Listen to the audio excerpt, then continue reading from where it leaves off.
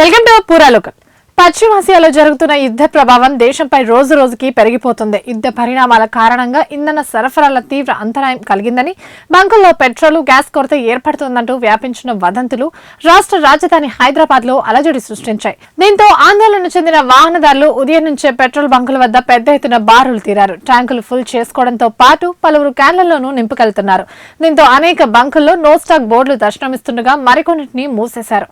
దీంతో తీవ్ర ఒత్తిడికి లోనైన జనం రోడ్లపై బంకుల కోసం వెతుకుతూ తెరిచి ఉన్న వాటిలోకి ఇష్టారాజ్యంగా వాహనాలతో చొరబడుతున్నారు. అనేక ప్రాంతాల్లో కిలోమీటర్ల కొద్దీ ట్రాఫిక్ జామ్ ఏర్పడుతోంది. పలు చోట్ల వాగ్వాదాలు పెరగడంతో పోలీసులు రంగంలోకి దిగి పెట్రోల్ బంకుల్లో వాహనదారులను పరిమితంగా వదులుతూ ఒత్తిడిని తగ్గించేందుకు ప్రయత్నిస్తున్నారు. అమీర్పేట్, బంజారాహిల్స్, మెహందీపట్నం, కుకట్పల్లి, కుత్బుల్లాపూర్, దిల్సుఖ్ నగర్, కోటి, అబెడ్, సికింద్రాబాద్ తదితర ప్రాంతాల్లో పెట్రోల్ బంకులు సేవలను నిలిపేశాయి. సాయంత్రం 4 దాటిన తర్వాత బంకుల వద్దకు సైతం వాహనదారులు పెద్ద ఎత్తున రావడంతో ట్రాఫిక్ ఇబ్బందులు మరింత పెరుగుతున్నాయి. దీంతో ఉద్యోగులు, వాహనదారులు ఆలస్యంగా గమ్యస్థానాలకు చేరుకోవాల్సి వస్తుంది. పలు ప్రాంతాల్లో అర్ధరాత్రి వరకు బంకుల ముందు బారులు తీరుతున్నారు. రోజు విడిచి రోజు ట్యాంకర్ల ద్వారా బంకులకు పెట్రోల్, డీజిల్, గ్యాస్ వచ్చేదని, ఇప్పుడు 5 రోజులకు ఒకటి కూడా రావడం లేదని బంకుల నిర్వాహకులు తెలిపారు. గ్యాస్ ఏజెన్సీలు, బంకుల నిర్వాహకులు కృత్రిమ కొరతను సృష్టిస్తున్నారంటూ పలువురు వినియోగదారులు ఆరోపిస్తున్నారు.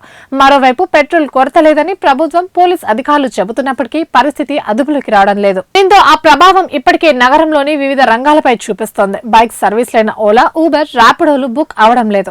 2 కిలోమీటర్ల దూరానికి బైక్ బుక్ చేసుకోవడానికి ప్రయత్నించినా ఎక్కువ ధర ఇస్తామన్నా స్పందనే లేదు. మరోవైపు ఫుడ్ డెలివరీ యాప్లు స్విగ్గీ, జొమాటో ద్వారా ఫుడ్ ఆర్డర్లు ఇచ్చినా అందులో సగానికి పైగా ఆర్డర్లు రిజెక్ట్ అవుతున్నాయి. హైదరాబాద్ లో పెట్రోల్, ఎల్పీజీ కొరత లేదని, సరిపడా స్టాక్ అందుబాటులో ఉందని హైదరాబాద్ జాయింట్ పోలీస్ కమిషనర్ స్పష్టం చేశారు. చీఫ్ సెక్రటరీ ఆధ్వర్యంలోని కమిటీ ఇంధన నిల్వలు, సరఫరా పద్ధతి సమీక్షిస్తున్నారని, సామాజిక మాధ్యమాల్లో జరుగుతున్న ప్రచారాన్ని నమ్మొద్దని ఆమె ప్రజలను కోరారు. ఇంధనాన్ని బ్లాక్ మార్కెట్ కు తరలించినా, కృత్రిమ కొరత సృష్టించినా చట్టపరమైన చర్యలు తీసుకుంటామని స్పష్టం చేశారు.